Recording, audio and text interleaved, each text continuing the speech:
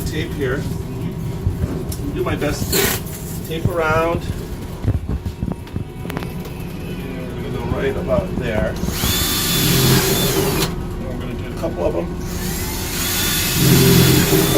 This is a Sawzall. It's not the safest thing to use, but it will work. And as you notice, I still have this thumb.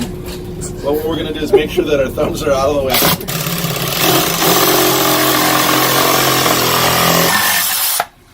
All right. I'm going to put that in there, and I'm going to show you what you buy at Lowe's or Home Depot or wherever it is. It's these cheap plastic things that end up getting holes in them, and then things leak around. So this will not get a hole in it. And the next one I do, I might even do a little bit taller so it holds a little bit stronger. Right. Yeah. And you have a nice stable base for your plant, and you've recycled something. So, Excellent. thanks for following. Thank you.